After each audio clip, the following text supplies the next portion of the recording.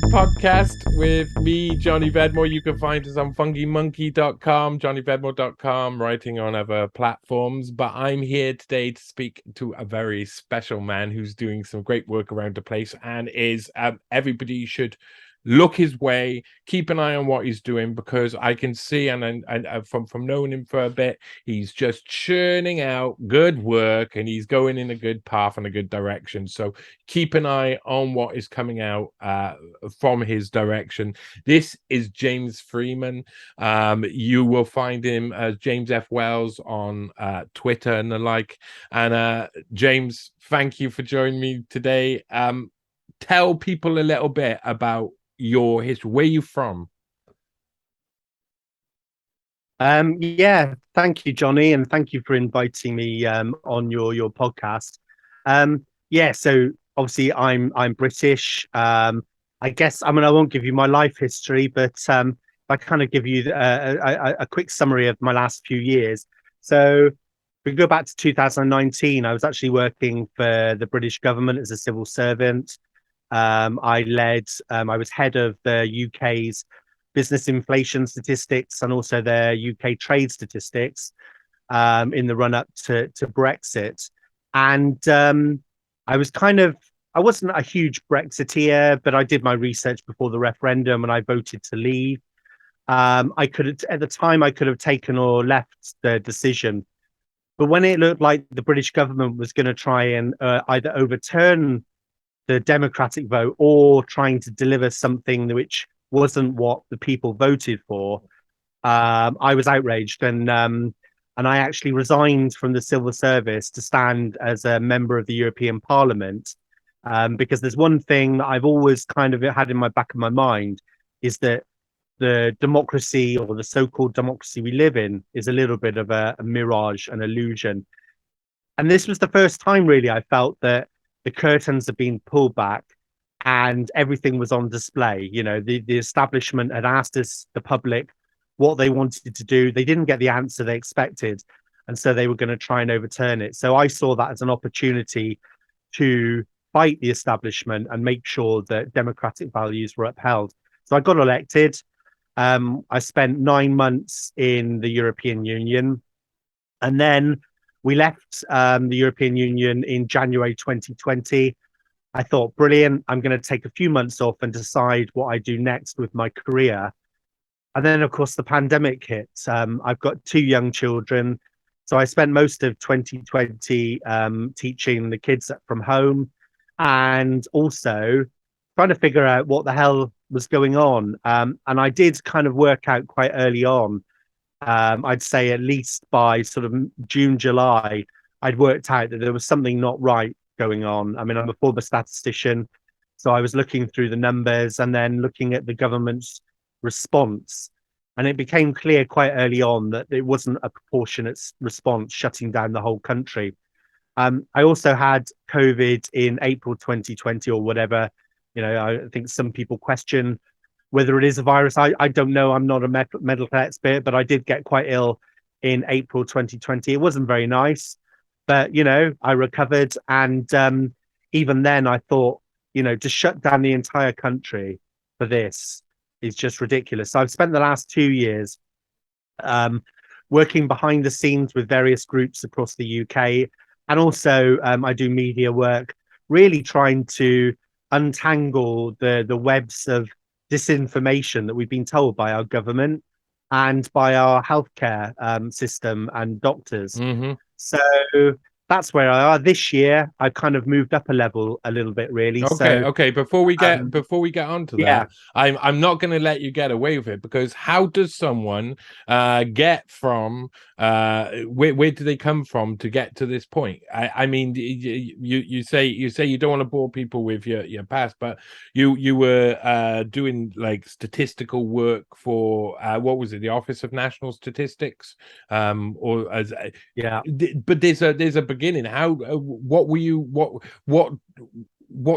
dog did you have in the fight? Like, do you know what I mean? Did you live a normal life beforehand? Would you say your life was very relatively okay. So where normal? does my passion for freedom and democracy come from? Well, I had a bit of a kind of I mean, I've got a colourful sort of youth in terms of I had a lots of adventures. But when I was growing up through the school system, I didn't realise at the time, but I'm dyslexic. I only found out when I went to university as a mature student. So I really struggled at school, and I didn't get any qualifications when I came out. I think I had two GCSEs, one E and one D. And the only reason I think the D was in music, and the only reason I got that is because the teacher left the exam halfway through, went out, left the classroom, and I went to the front of the classroom and shouted out the results, the answers to everyone. So I didn't do very well at school. I didn't realize why I didn't do very well at school. But of course, with a lot of children back in the 80s, if you fell behind, there weren't the safety nets within schools that there are now, in terms of putting you in maybe a group to help and trying to Yeah, identify yeah. what was. What I hear from you is my own life, really, because Yeah, they said to me that I was dyslexic. They called in my mum when I must have been about 5 or 6. I always revert to saying I was 4 when I go trying to figure around that era of my life, but I don't know. I was about 5 or 6, and it was very early on. And my teacher, Mrs. Martin, I remember being called into my headmaster's office in St. Monica's, a very small school, and Mrs. Martin had called in my mum and Mr. Jones, the headmaster, and they said, "Oh, he's probably dyslexic, but he probably get over it because he can read very well." And that was it. That was the whole treatment for my dyslexia for all of the future, was that one sentence. After that, it was like, oh yeah, well, you'll probably get over it quite well. Let's not do anything to encourage it. And I had a terrible time with writing school. And of course, as you know, it's not just about whether you can read or write. That's just one of the dynamics of dyslexia and how it affects you, and how it eventually, as a kid, it wears on you, doesn't it? And you end up not wanting to go to school, not wanting to be part of things that you have to think about, and no one's like helping you understand it in a different way, because it's very systematic, our schooling system, especially back in the 80s, like you say. So go on. Sorry, yeah, I just felt like everything yeah. you were So saying there, kin. yeah, no, no, no, absolutely. So yeah, no, so, I mean, I came out of school with no qualifications. I did all sorts of jobs over the next sort of couple of years, whether it's mainly in the catering industry, so work, restaurants. I was actually living in Devon at the time, and there's plenty of hotels. So I would work for a couple of months, get fired, then work in another one. This is I you know terrible. This is exactly the I same for know. I mean, me. I it wasn't a very happy I time in my life, I yeah. must admit, at the time. But it was, these experiences are what make you, really. And I think what really changed the course of my life was, of course, this is the late 80s, early 90s, the dance scene back then.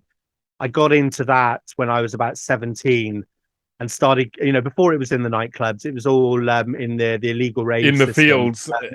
That's where it was. It was in Yeah. the little towns and the fields. Yeah.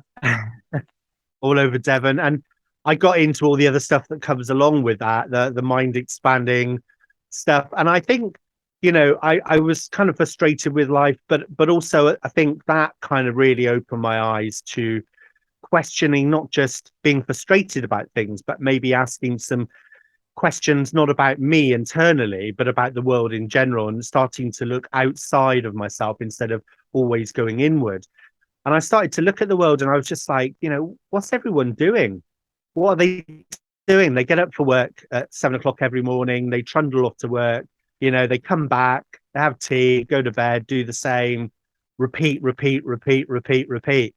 And I started thinking, really, is that what life is about? And who are these people that call themselves the government, that tell us what to do all the time? Who are these people? They're just people like us. And in this system, and you're not allowed to do this, you're not allowed to do that.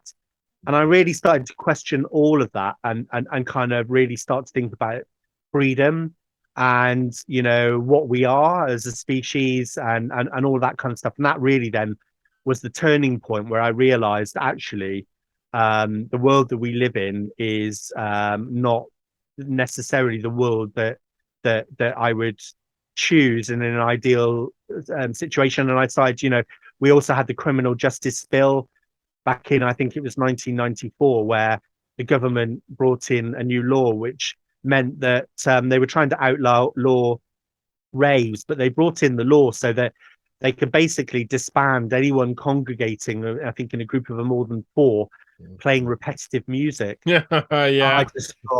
I just thought, nah, no, no, no, no, no. Who the government to tell us that we cannot do that?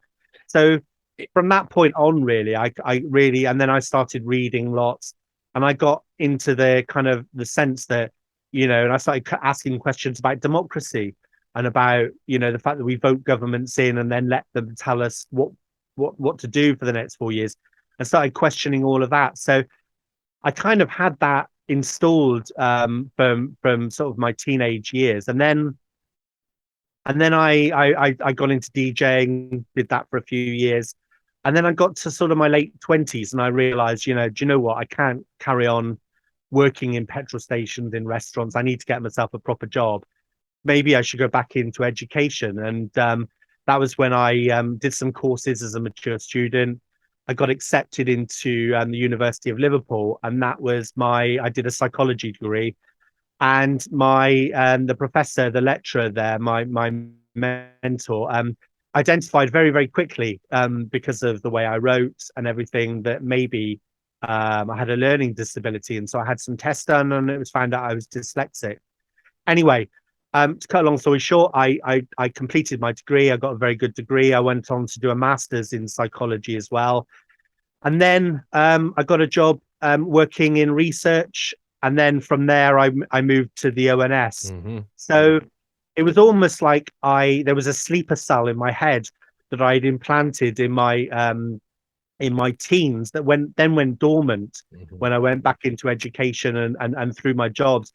And it only really resurfaced when this whole thing about, like I said, I was watching the government, they asked us a question, and then they didn't get the answer they wanted, and they were going to try and reverse or try and deliver something which we didn't vote on. Yep. And then it was just like, wow, all of that stuff that I've been thinking about democracy being illusion is right there. Yeah. It's on stage. The curtains pull back. No one can call me a tin foil hat or a conspiracy theorist, because it's right there. Oh, they will. They will. They'll call you all of those names, whether you are or not. You know what they're like. They just can't stop themselves. What I find you say about music is extremely interesting in loads of different ways.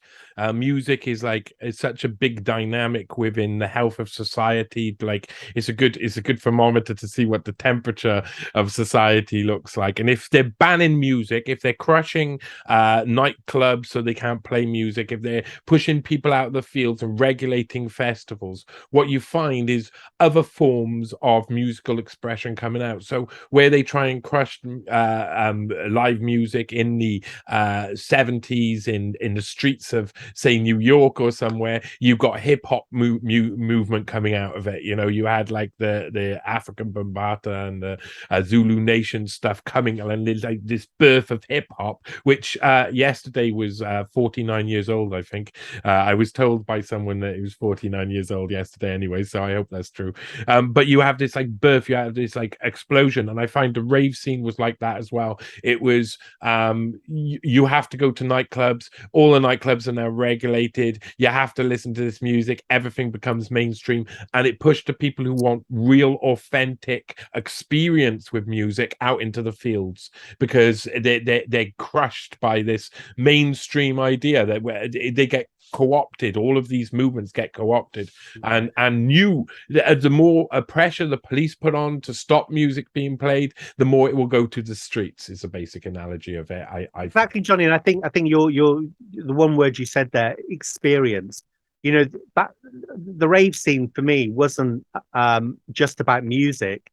It was, at the time, I could only describe it as it was like how you imagine what the 60s would be like. Yeah. I mean, we were going to fields in the middle of the moors, 4 days. We were spending there with like-minded people. And it was an experience. It wasn't just about the music. It was about a movement. The rave scene actually, there's a few other births just on a person, and something that I researched once upon a time was the Exodus Collective, who were heavily amongst the rave scene, and it would take over large stately homes in England, and as a collective of like musicians, and they would grow weed there, and Exodus cheese, UK cheese, the famous cheese that got exported around the world and genetically mixed with everything, actually came from that group taking over stately home and growing a load of cheese plants within the stately home and finding the one that was then cloned over and over again to be this fantastic export to all of the legal places that are now legally doing this sort of thing. So it's not only the music, it's not only about getting out the angst, is that there's another culture bubbling under the surface. And from it was actually about getting, like I said, the reason I think I drew the comparison with the 60s is because for me, it was about stepping out of normal society, normal dogma, and exploring something totally different ideas, freedom away from controlled regulation, and all of that. And it really was. I look back. I mean, it was kind of a mixed point in my life because, I think like yourself, I had a lot of ups and downs and stuff, and it was a period of exploration for me. But I had some amazing times as well, And it was what made me who I am now. Once you taste that peachy freedom, you don't want to ever, you can't ever give it, but it'll always stay in your head. Your eyes are open, the sunglasses are on, you're seeing the world for what it is. And then however much, and this is what my experience, however much you go through of getting back into the normal life, trying to build yourself a life within the system, you'll still not be able to take off or unsee what you've seen through that period. I think there's a lot of people who don't understand that letting their young people off the leash at a certain point is necessary for them becoming a well-rounded person. Eventually you've got to have those times where you're partying in with like-minded people to understand what there is to save, what there is to the wonderful experiences you can have that come from a free society. Because even that, we see a lot of this, like the rave scene and stuff, as free, but of course everybody knows if the police came in force, then they would come in force, and they'd be moving people along or beating people around their legs. The other thing it did for me as well is I've always been, when I was growing up, had a sort of healthy distrust of authority, and also I didn't like being told what to do. That's another, I think that's kind of something in my DNA, really. I don't like being told what to do. But the other thing that it did is it also made me question authority in a way that I hadn't done before, because at the time, if you remember, they were, I grew up like yourself back in, Grange Hill and Zamo, and and all of the messaging on drugs and stuff. Yeah, was Zamo the one who jumped out the window because he took cocaine, or was that someone else? No, I can't remember. No, Zamo was a heroin addict. But at the time, the whole government messaging around even cannabis was like, it's dangerous. You'll get addicted, and your life will be ruined. And my experience of that was nothing like that at all. And I was just like, right, okay, is this the way it is? The government just blatantly lie. They do it to themselves. They wake people up themselves with these authoritarian rules, and it's like music. It's like you put the pressure on, and you'll have the pressure release faster than you put the pressure on, and it'll be more explosive, and it'll be more creative, and it'll be a complete representation of the culture of the time. And you won't be able to put no top back on it again, because can you imagine trying to put the top back on hip hop? So thank you for telling me a bit about your history there, because it does explain a lot about to other people as well, about that build up, the pace of it, because you got to Brexit, and this is something I really want to talk to you about, because officially when I started that journey, I was a Remainer. Da, da, da, da, da. I voted Remain. I didn't even do it. By the end of it, it was ridiculous. It was the last vote that I decided to take part in, to be perfectly honest. But by the end of it, it was really ridiculous, because really I would have probably it was just a supporting of Jeremy Corbyn and a different way, someone who didn't come from the Young Global Leaders set, really, because there's been a takeover in politics for the past Yeah. 30 odd years plus, much more. I heard some of the investigations. I'm having an investigation that will come out soon. That'll be the third in the Schwab series, and it will show a big continuation of the same theme from 1950. So these people are implanted and put into government. Jeremy Corbyn seemed like he wasn't one of those, but he was completely surrounded by those people, controlled by those people. He couldn't step out of line or those people would destroy him. So he had no power whatsoever. And he would have voted Brexit if you had let the leash off Corbyn. He would have been, if you actually seen what he... So it made no sense. At the time, I was like, well, I'm voting for something kind of more in support of this. And the idea of what? Well, the idea of not being a Tory, like a Boris Johnson style, Priti Patel style Tory, a really extreme, and you can't even say something like, because you'd want to insult them by saying like a Thatcherite, but Thatcher wanted us in the European Union. She took us in there, she's part of Well, she did at the start. She did at the start. I think towards the end of her tenure, she was more Eurosceptic than not. Yeah, it was really easy for me to see all of the dynamics or all of the angles, and to see that I was enjoying at that point. I was really enjoying the fact that it caused debate and focus upon politics, because obviously everything was broken, and it also allowed for a dynamic to appear, which was that Remain and Brexit. And I think as soon as you have like this sort of very simplistic, you've got two choices, and they both probably end in roughly the same thing, but with slightly different people at the engines, and they'll manipulate them to be the same thing anyway.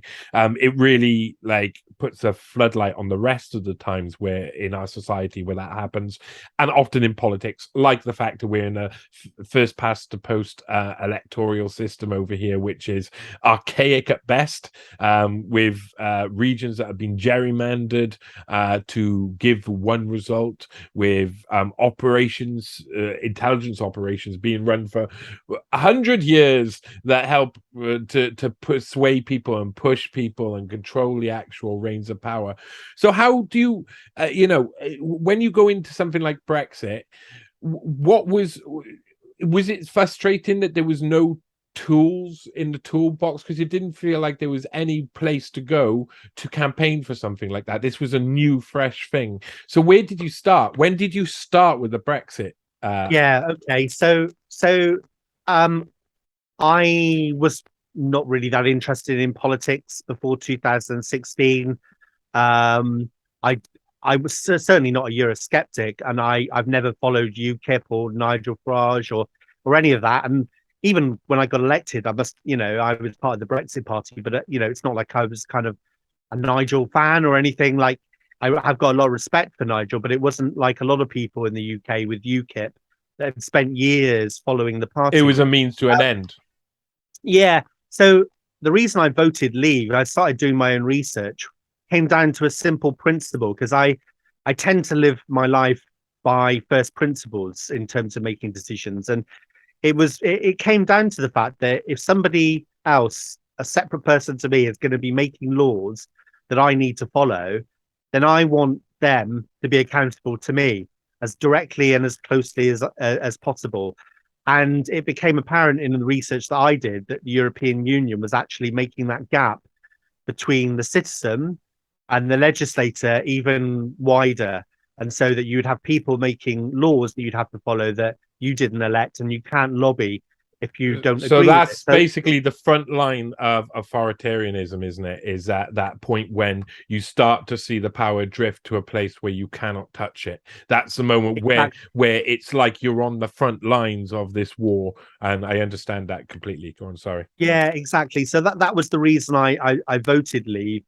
And like I said, at the time, I could have taken it, or I wasn't. If it had gone the other way, I'd have been like, oh, that's a shame and whatever else. But I don't think I would have. It wouldn't have been a massive thing. I would have got over it very, very quickly and just let it go. Um, I was at a but community barbecue recently, and I talked to a couple who were talking about it, and they said it was the first time. The one lady was from Canada, and she said it was the first time being in this country that the Brexit result come in, that she saw people on their knees crying in the street, and she said it was the most pathetic thing she's ever seen. You know, it's really just that sort of like, oh my God, we lost this vote. That's the most important vote for mankind ever, and that's what it got given. It got given as a constitutional crisis of the highest order. And if either side won, the other side should be devastated. So it was a very divisive. How did you feel when I mean, the voting days come, you're celebrating, of course, because you've got Brexit. How did you feel when the Boris Johnson started creating his vision of Brexit? I was pretty pissed off, to be honest with you. I mean, because I'm very much a purist in the sense that, you know, I'm principled. You know, if you make a promise to someone, then you should deliver on that promise as per the promise you made. And I mean, obviously, you know, so let me just backtrack a bit. So we obviously got the vote. It went our way back in 2016. Still wasn't that particularly interested in politics, but over the next, you know, 3 years, I became very, very interested because I saw the nonsense that was created around Brexit. I mean, we were told that we wouldn't have sandwiches anymore, that gonorrhea would we'd have an epidemic of gonorrhea. Yeah, well, it's true. I don't have any sandwiches, and I've got gonorrhea, so no. And that the country would fall apart, and it would be a, you know. Yeah. I was just thinking, this is absolute nonsense. It's nonsense that's coming from the BBC and the other mainstream media channels. And, you know, and obviously I was watching a lot. I started watching a lot of the broadcast from Parliament across 2018, 2019. And all of that really was what led to me making a crazy decision, really. I had a really good career in the civil service. I was doing very, very well. I was head of UK trade at the time, doing all of the UK's, leading all of the UK's trade statistics. And I resigned from all that because you cannot stand in an election as a senior as a civil servant at the level that I was. So I made that decision because I was just so put out by the fact that the government, it looked like they were going to try and overturn that, and I was just like, no, no, no, no, no. Yeah. I can't have this. Somebody's got to do something. And of course, being head of UK trade, I knew that I had a platform in which to springboard mistakes, and so I just knew that this is an opportunity here. And hey, you know, it all worked out. It could have been very different if I hadn't got elected.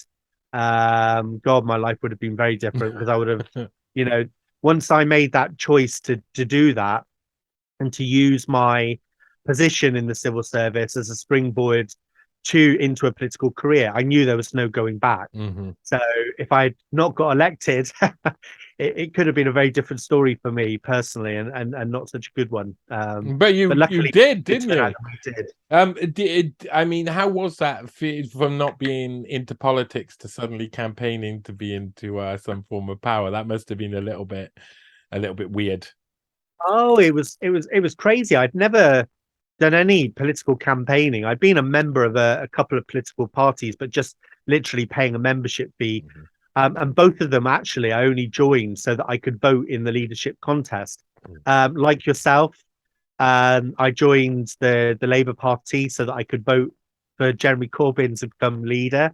My main motivation there really was the fact that, you know, after the 2008 financial crisis, it became apparent that the kind of situation we were in terms of the establishment and the fact that, you know, it wasn't a very, very fair balance of power between normal people and the establishment.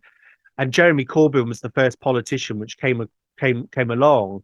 I mean, I knew nothing about the World Economic Forum and all of that, but to me, he seemed like a politician that wasn't owned by the establishment. And And so I joined the Labour Party. I voted for him to become leader. But I then quickly became very disillusioned with, I don't know whether it was about him, but I just realized very, very quickly that he isn't the answer, because there's just no way that he's ever going to get Yeah, anywhere near the power. system is clogged up, and it's clogged up full of people who are there to puppeteer people like Corbyn if they do get into power. Yeah, And then exactly. the lineup And of then, media against him, it was obvious he wasn't going to stay in. yeah, Yeah, so exactly. And then I joined the Conservative Party to, again, because there was an opportunity to vote in a leader.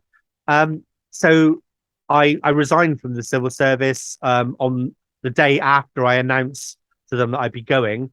So I literally walked out, and then a week later, I'm on stage with Nigel Farage and Anne Widdecombe. I mean, you saw a sellout crowd. It was more like a boxing match. yeah. It was a political As conference, soon as people want something to happen, it rises, yeah, and yeah. it's quite amazing. Oh, it was amazing. And then, but then suddenly, after that time on stage and giving my speech, suddenly I was like, right, okay, I've got to build a campaign and actually go out and campaign for my own election now.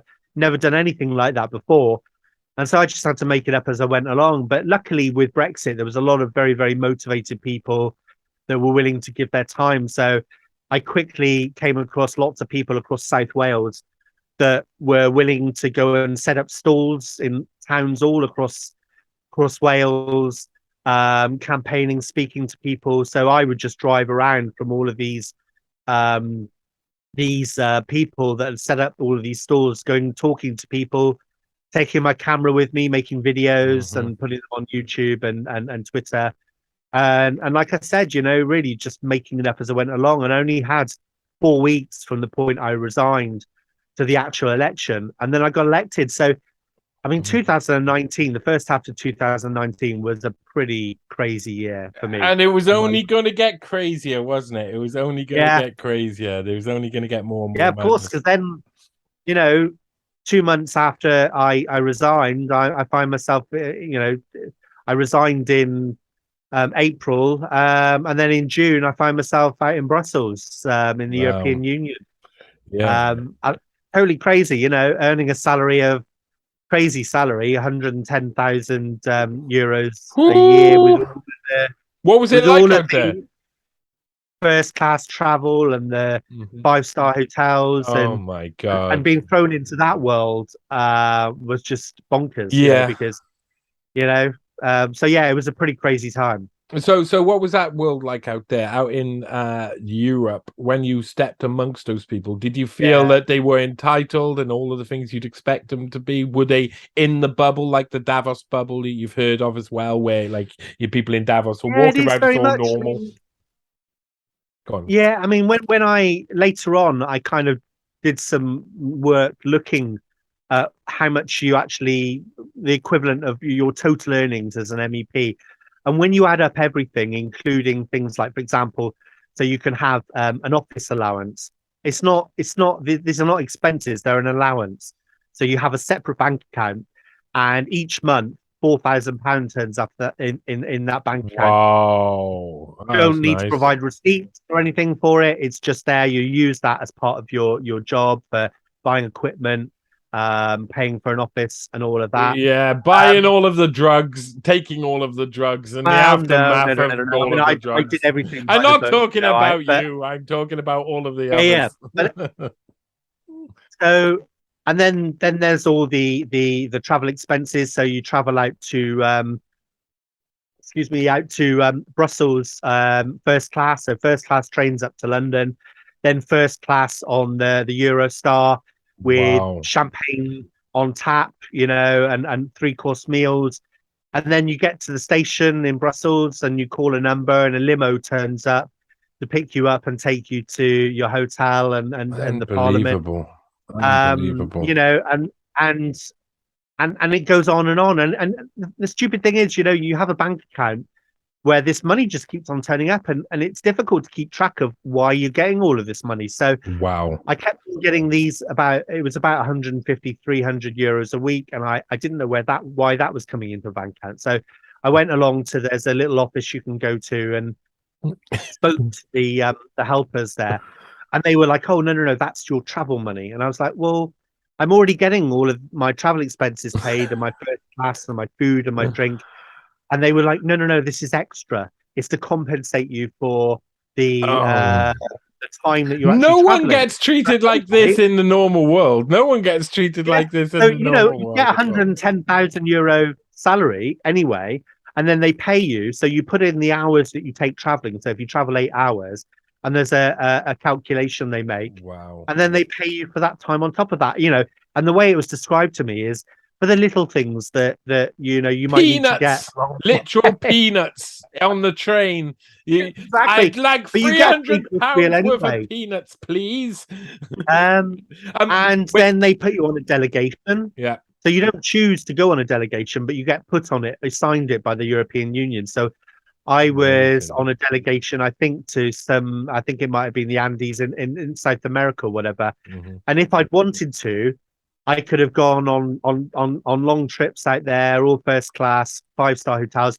But we decided as the Brexit Party that we weren't going to do that, because actually the optics for that with the general public Yeah, that yeah, we were yeah. out there to represent was terrible. Yeah, of course, of course, of They were course. just junkets, basically. Yeah. So we That never did that. that is amazing. That is amazing. Well, as we were talking about politics, it seems sensible to just ask a little question or two about direction and where we're going, just before we get to the other stuff, which is, what do you think about what's currently happening with the Tory party leadership race?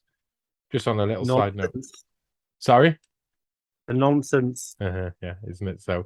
Do you think it's fair that 0.03% of the population or something like that gets to choose the next leader? So yeah, I'm not sure whether asking whether it's fair or not is the right question to ask. It is the democratic process that we've got. I think ideally, once that new prime minister comes in, we should really get an election fairly soon to make sure that the general public can put their stamp on it. Mm-hmm. I don't think it would work, would it, that the general public having a vote on the leader of the Conservative Party? That wouldn't No, of course not. right. And I was at the Conservative Party hustings in Cardiff, bothering Tories, and one of the Tories did say, this isn't the presidency, and it's quite true. We are stuck in a system that is set up this way, but they use it for their benefit a little bit too often recently. I think with Theresa May being an example of David Cameron standing down, it was like such a big decision, and she was kind of hoisted up there. And then she actually went for an election, and they already had enough of a majority to get them through, but they still went for election. Maybe that was for that reason, that it doesn't taste nice, does it? Democratically speaking, for the Tories to choose a leader. It doesn't really, but I don't think we're going to get an election like very, very imminently. Yeah. And to be honest with you, you have to ask, would it be a good idea to have one? Maybe, maybe not. It depends on where you think the country's going to be over the next year. And I think we've got so many crises coming along that I think that having a general election is not necessarily the best use. But then I think the bigger picture is that you and I and many other people know that a lot of these crises are created. Mm-hmm. I mean, that I don't think that's a controversial thing. I mean, right? The whole financial crisis and the so-called cost of living crisis. Even if it wasn't like manufactured in the way that we know it to be, or people who do their research know it to be, they'd still, when it comes to a crisis, you still have to let steam off, as the people who are controlling those levers of power let the steam off in the right places, and they decide where those right places are undemocratically and without any oversight. So that is obviously corrupt, it's obviously manipulating, and it's obviously room for conspiring. So I mean, and although, look, I think our political system is broken, I think our voting system is broken, but I also think that the Labour Party would do a worse job than even the Conservatives are doing. This is weird thing, isn't it? Even within that small box where you kind of you think about the politics, because you know there's the much bigger picture. Okay, we need a different voting system, right? Because you know, with the first past the post, we end up with this polarized system where people don't vote for what they want; they vote to keep out what they don't want, and that's the back to front way to do politics. You know, and there's an awful lot of people in the country as well that just because that political vote count is not all congregated in a particular area in the country, it's spread across. You have vast amounts of people across the country who vote for a particular party, but their vote doesn't get counted, essentially, like the Green Party, for example. They get an awful lot of votes, but because the vote is spread out across the country, they've only got one MP. Yeah. Now, I'm not saying I support the Green Party, but that's just a good example. Of course, for people who know about the past, the only time that there's been an attempt to change the voting system, or it was a minor referendum about bringing in proportional representation system, that was the AR system, if I remember correctly, that Clegg was backing up. And of course, we're all getting behind, and it was an awful system. And they give you the worst opportunity. If they want to say, you want a different system, what about this terrible opportunities? That's the only vote you get.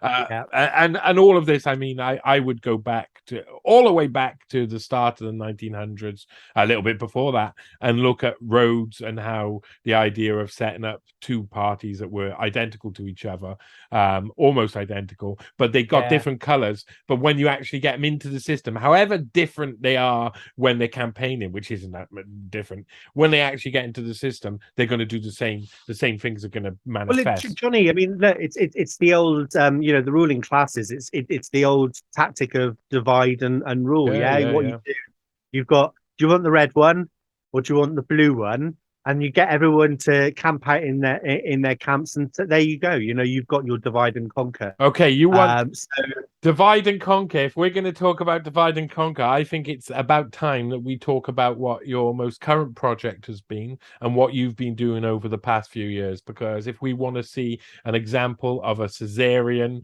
divide and conquer approach to society, then COVID it even sounds like it came from the time of Rome.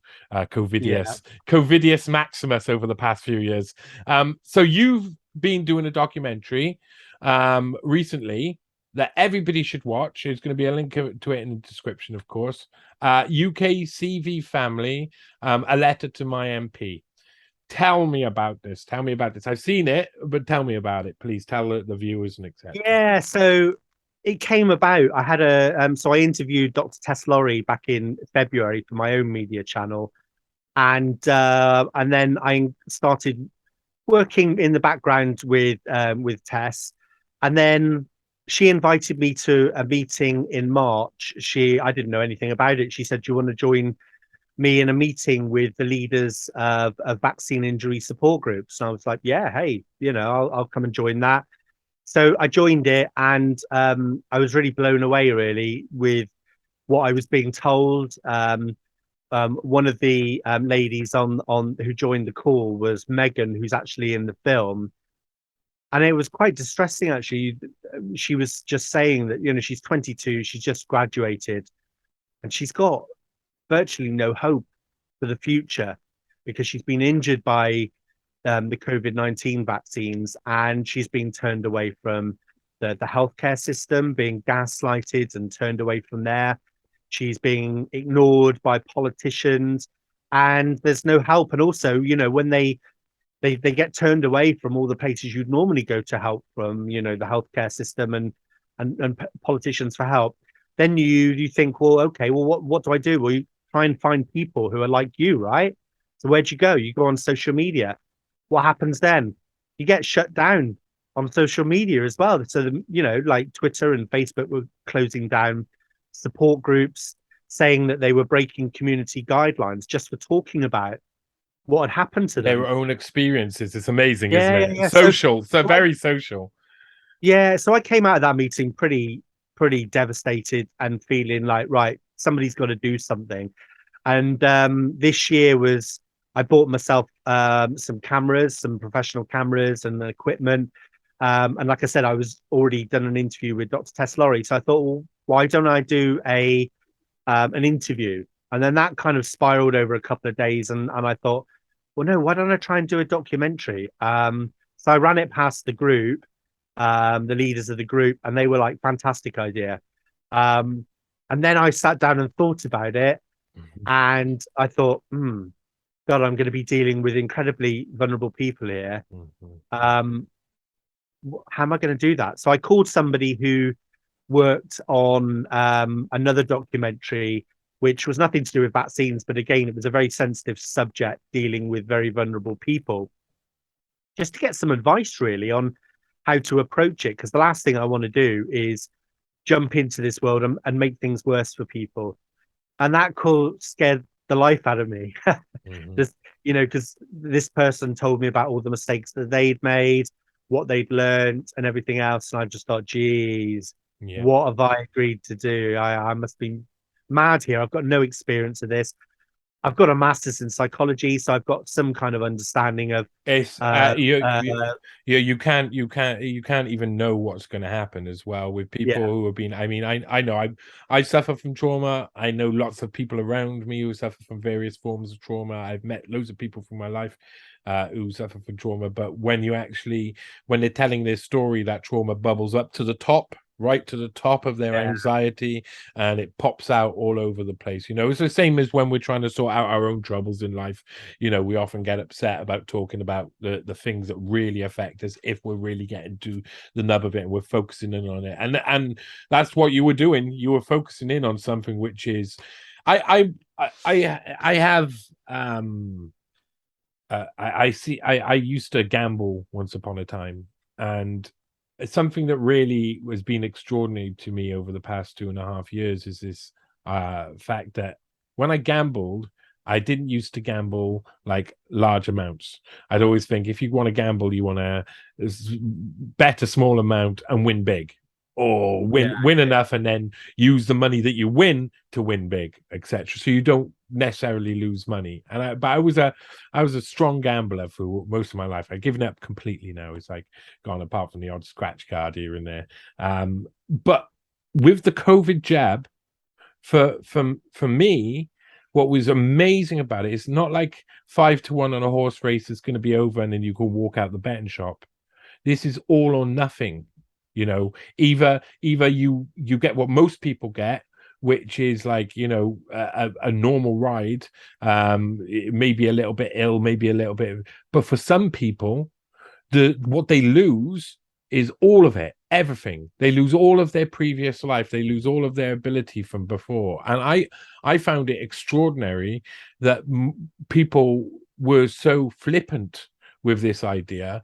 And when I hear people, I still got in my mind, and I forgive me for this, please. It's a human. No, go ahead. I still got in my mind. It's like, what did you do? Why did you make that decision? Where did that come from? So what did you find that most of these people said, kind of like drove them to be like, okay, I'll agree to having this thing that I don't know what it is put in me. So the basic premise of the film is around the following. So, these are just a group of people that did what they were told was the right thing to do. They're now being injured because of that. And the people that told them that they must do this thing are ignoring them. And that's the whole premise of the film. We don't go into the vaccines, the politics, and everything else. It is as simple as that, because speaking to a lot of the members of UKCV family, they got vaccinated. Most people actually not to protect themselves, because a lot of the people I interviewed, fairly young and fit and healthy, they did it because the government were telling them that to protect other people around them, that they should get vaccinated. So I find it, and that was the other thing. It was really a feeling of how dare these politicians do this in our name. Do this in our name. They've coerced these people, bullied, and even in some circumstances mandated in the UK. So in the care home sector, they've told them to get it. People have done it. They've been injured, and then they're just ignoring them. No, that's not not in my name, not in my name. They And used a lot of virtue to get these people. Yeah, like there was a lot of like virtuous ideology behind it, like virtue signaling thrown at the motivation to why to get these jabs, and yet their actions at the end of it, the people who were behind it, are so yeah, and far from virtuous, so yeah, far. and one of the things they told me early on in the group, which I listened to at the time, but didn't really think about very much, but I've experienced it now, is they said we get it from both sides. So from the kind of, I guess, if you wanted to put a term on it, the anti-vax crowd, or what the people that are called anti-vax, even though a lot of them are not anti-vax, they're just anti this vax. Hmm. Uh, they would get it from a lot of that crowd for saying, "Well, how stupid are you? You know, you're an idiot for doing it in the first place." And then from the people that have had the vaccines and are supportive of it, they think they're dangerous. Hmm. These people, no, no, no, no, we don't want to hear it. You shut up. We don't want to hear this. And after being told that, I've then experienced it. I've seen it on social media loads since then Hmm. and recognized it. And so it's an incredibly difficult place for them to be. And these people who say, "Well, how stupid are they? Trusting the government and all of this." What they there's a lack of compassion there from these people who are saying that. But secondly, as well, people seem to forget that there is a real matrix out there, the real matrix, and it's all consuming for a lot of people. So if you haven't been woken up yet and you get your news from the mainstream media, you read the newspapers, you listen to doctors and the NHS and all of that and the government and what politicians are saying, it's everywhere. And also it's not even just positions of authority telling you this, in the media. It's also everyone around you, whether it's your grandmother, or, the vaccines there, and all that. So for a lot of people, It's all pervasive propaganda, they're not isn't it? stupid. They're not stupid. It is literally like being in the matrix. And, there's reasons, I think, why people like me and people like you weren't caught up in that. Some of it might be to just do the way we've been brought up. The fact that we don't I don't trust anyone. I'm very well, it's not that I don't trust anyone, but I question everything. And it can be a bind in life being like that, but that's just the way I am. It's the way I'm It, built. I it literally question everything. it's extremely interesting that I can see both perspectives, of course, and I can see the damage in the middle. But I voted Remain. Yeah, I don't agree with Tony Blair and all of the people that rolled up, and I had my own reasons for doing that. And a lot of people have their own reasons. I talked to a lot of people before the vaccine, when the vaccine was first being about to be pushed out. I was about to the lockdowns were just coming into force, and I was about to move out to Chile for the first time. I only made it by 4 days, and then they locked down, and I wouldn't have been able to get in after that. So I'd managed to make it there. But before I went there, I had to do a load of like chores around the city centre, and I talked with loads of people around town. I had a load of conversations, and there was nerves all over the place. People really afraid to discuss it. They didn't know what it all meant, and you could see on social media that people were being driven, especially on things like Facebook, driven to saying the good option, the good thing to do is have it. The good thing to do is have it. But I remember talking to a family. I think she's a tattoo artist piercer in the city centre, but she was talking about her family and how they had made the decision behind closed doors without telling anybody. She felt a bit safe talking to me, and she said, we decided we're not going to have it. We're going to stick with that as a family, but we're not going to talk about it. We're not going to tell anyone. So that was, I think, at the start, the prevailing sort of like ethos with everybody was that, okay, I'm going to make my decision, but I'm not going to talk about it. And I think that was the worst thing to happen at the start, of course. And then that was fostered by the behavior of mass media and everybody else who were pushing down. These people now have been damaged by this, and they're not being helped. what were there? What was listening to their stories like? How many of them are out there? What's the situation? Yeah, so UKCV Family now have got over 800 members. There is another so Vaccine Injured and Bereaved is another support group as well. But the thing with this is that I believe, along with Sir Christopher Chope, who I've been working with, so he's an MP in the UK Parliament. We believe actually there's probably tens of thousands of people that have either been injured or have died as a result Why of the why don't vaccine. they come forward? Why don't they make more noise? Well, some people have, we've got the yellow card reporting system in the UK, and there are 450,000 people which have submitted an adverse reaction. Now, a lot of those are fairly minor reactions, whether it's a sore arm or, I had a temperature for a bit. But there's over 2,000 deaths being reported on that system, and lots and thousands and thousands of very serious conditions such as myocarditis and pericarditis and other, potentially life-threatening conditions. But the government, even though they've set this up, well, it's the MHRA that actually manage it. When you quote those numbers, the government says, well, no, you can't quote those numbers because they're self-reported numbers. And actually, Sir Christopher Chope has quoted those numbers in Parliament and has been fact-checked by the UK Statistics Authority. And I have actually done a video on this because it's ridiculous. But the thing is, then you say to the government, okay, all right, okay, they're self-reported. So we haven't confirmed that they actually died from the vaccine because people die every day, right? And so some of them might have been coincidences. Fair enough. So what are you doing then? What are you doing to confirm these all of these deaths and injuries? Nothing. They're not doing anything. So and there's a lot of questions over the MHRA and what they're doing. So I think there's an awful lot of people that have been injured. One, that don't realize it's down to the vaccines. Like, for example, I've got somebody I know who had a stroke 6 weeks after having his booster shot, and he was fit, young, healthy, really came out of the blue.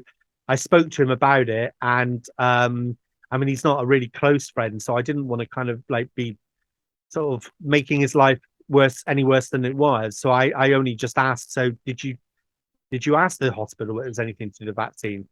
And he said, well, yeah, I did mention it. But he said they said because it was 6 weeks a gap between having his booster and then having the stroke, it was impossible. Nothing to do because Well, it stays on for a couple of days and then dissipates out of your body, which we know is an absolute load of baloney. We still at times, and not all of the time, it's still in the body 90 days So later. yeah, so exactly. So I think, and then there, I've got another friend who his mother actually, she was fit, healthy, never drank, never smoked. She had blood clots on the brain a month after having her booster, and she died. And again, her doctor said it might have been something to do with the vaccines, but I don't think we can ever prove it. So I think there's lots of people out there that have probably had things happen to them and they don't realize it's anything to do with the vaccines. And then other people who probably just don't want to come forward for whatever reason, don't know where to go forward because, you go to the doctors and you listen to the vaccine injured, and there's this gaslighting that goes on. So you go to the doctors and you tell the doctor, well, this swelling started up and the whole side of my face or whatever is swollen up now. That happened, 8 hours after I had the injection. And the doctor will literally, a lot of doctors will be like, well, no, they'll look for everything. Have you got listen, dealing with incidents GPs of this in your family? Yeah. They look for your history. They'll do everything apart from actually maybe saying, well, yeah, do you know what? This looks like it was the vaccine. Yeah, GPs in my experience, I had vast experience with GPs. I was misdiagnosed with Graves' disease until the point when I was 8.5 stone and I was almost dead for about 14 years. And all of the symptoms were there. And then after that, I got really strong with going to the doctor and being like, I got this issue, so I need it sorted. And when they hit me back, fight and fight and fight. It got to one point where I really started to see that the whole system was, and it was about 2008, 2009, that the whole system was broken anyway. The GPs have like a certain amount of hubris and ego that can't be got over. A lot of them. I was just in the GP's first time I'd gone to my GP in now about 3 years in Britain. I was going to go around COVID time, just before COVID started, but then COVID happened. And so I put it off, and I went there yesterday, and I have two definite problems. They're definite. I got not that anybody cares. I got fusing in my bones and my big toes, and I got a little like scar on my face, etc. That doesn't heal, and it goes around as a circle. And the doctor told me that neither of those things were true, even though I've been to other doctors and they said, definitely. And he tried to avoid everything. I had to dance with him in an office for about 10 minutes, and in the end I was like, he was like, I'll give you cream for both things, and I was like, no, I want to play football. I'm not doing this. I'm not doing this. I'm going to rub cream on it and come back to you in 3 months' time and keep rounding this cycle where you don't do anything, because you're obviously not doing anything now. And I've been through this through my whole entire life, and I want to play football. And so he was like, oh, and he literally huffed out this petulant sigh like he was a teenager, and filled out this X-ray form so I can have an X-ray for my feet so that eventually I can get up.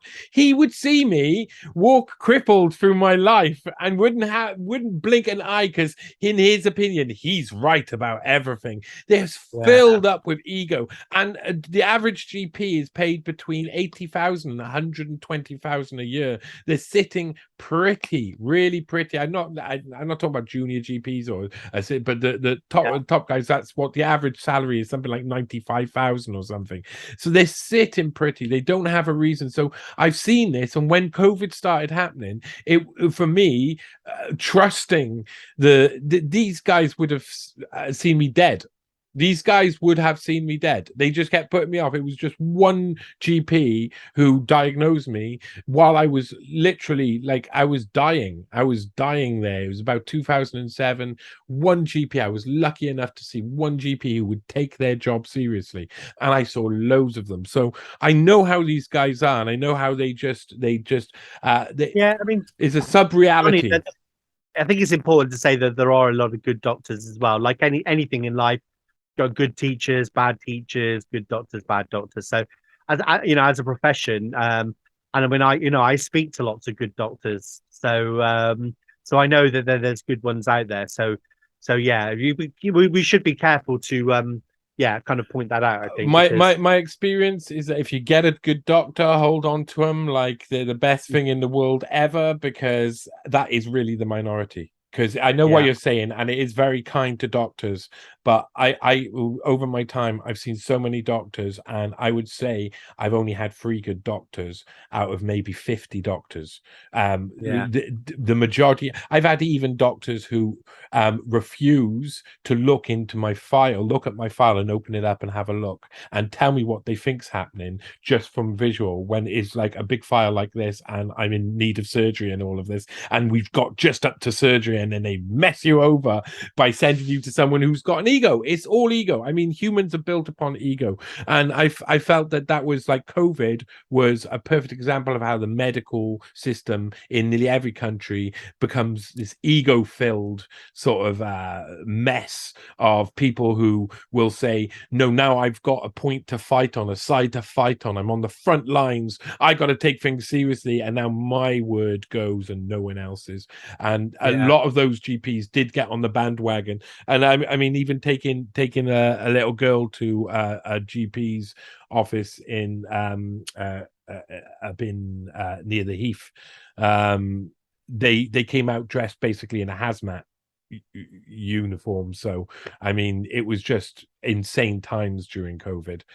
I praise you. I mean, we're gonna have to wrap this up very soon.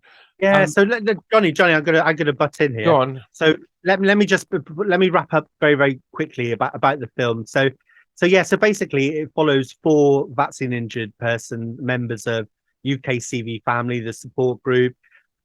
It's pretty harrowing listening to their stories. You've also got Dr. Peter McCullough. giving evidence on it, and there's lots of international vaccine groups that also speak on the film as well. So definitely worth a watch. I think it's quite informative, and if you know anybody who hasn't been convinced yet, just get them to watch this because it does make people ask questions. So yeah, go and watch the film. Yeah, so you're currently also, and I agree with that completely. I've watched it, and you to listen to people speaking about their own, and what you see is people are just like, "What the hell? I did my part. I did my part." And from that point of view, it's really frustrating. That sort of feeling, tapping in on that frustration of I do my part and then I'm forgotten, is something that we see within these systems happen over and over again, and that's the injustice we got to tackle. So it's a really important thing to do, of course. You had a meeting with Christopher Chope recently, did you? Yeah, so the film in part obviously was telling the story of the vaccine injured, but also supporting Sir Christopher Chope. So he's an MP in our Parliament, and he's been trying to get a vaccine damages bill through Parliament, which is, on the one hand, is looking at making the compensation aspect of it fit for purpose because it's not at the moment. And loads of people turn up. Loads of politicians turn up to those to those sittings. Do they? When? No. I mean, if you watch the film, obviously, I think there's 4 politicians that turn up in a chamber that holds 650 politicians. So yeah. So I had a meeting actually with Sir Christopher on Wednesday this week in Parliament, and there's things going to be happening in the UK. But let's put it that way. Stuff going to be happening in the Parliament, which will be announced soon. Trying to get help for these people because they do need help now. Some of them are gonna looks like they might lose their family home because of what's happened because they can't work now and there's no compensation available to them. Either that or it's taking so long to get the money that they're going to lose everything. So yeah, so they need help now. So there will be things happening in the UK very, very soon. And you're going a bit global in yours. Like you were saying earlier, you were speaking to like Australian senator recently, and other people. You're going much more global in your direction. Yeah, I can't say too much about the work I'm doing right now, but I am involved speaking with politicians all across the world, and I've been working on this for about a month now. Um, it's a huge project that I'm leading.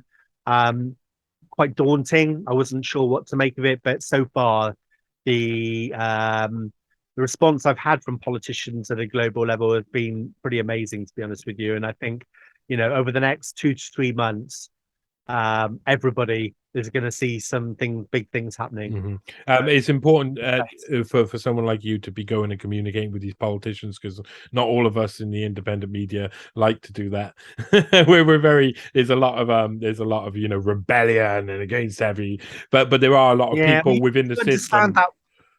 You need to understand that world, and having been a politician, okay, for a short period of time, you do get an insight on what actually drives politicians and what is important to them, how to approach them, the kind of things that they're worried about. So it does help a lot. Politicians are humans too, Oh, so they say. Anyway, please tell people where they can find your work, James. Yeah, so most of my my interviews and my media work you can find on Brand New Tube.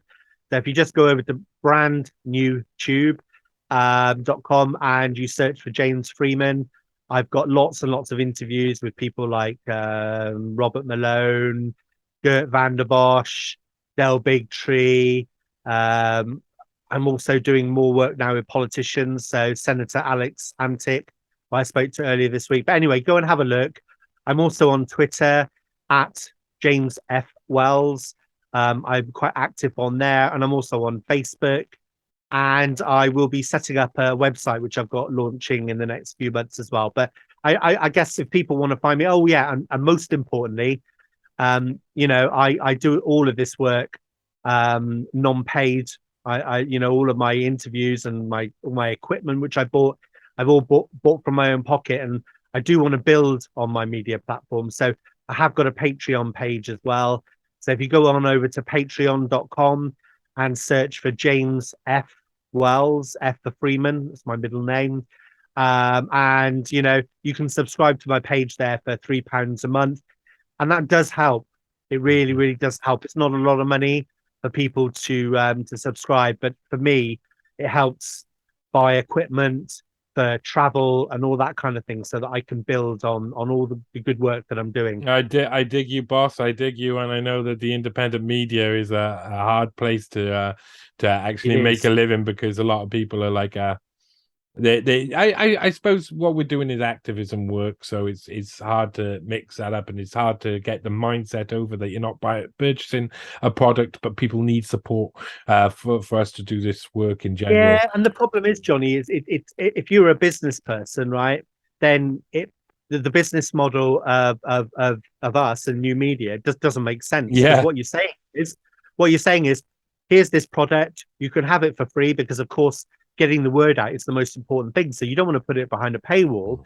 So you need, because that's the purpose. I'm not doing this for a career or to get rich. I'm doing it because I want to get the word out and spread the truth. Yeah. So you need to do that, and then what you're saying is to people, and if you like it, can you give me some money? Yeah. And so it's quite a hard sell, because people are like, well, I can get it for free anyway. Yeah. And if I don't get I it have for to free, say there's some. I can get it somewhere else. Yeah, there's some kind people out there who really see the need, because everybody's got their own place. So there's everybody's got their own place, and depending on what people believe is important, I think we see the kindness come out.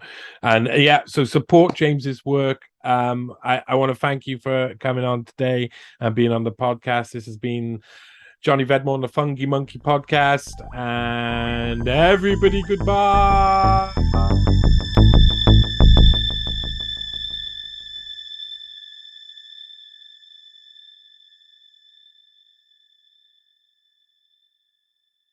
What we know is that we will end up with many more unemployed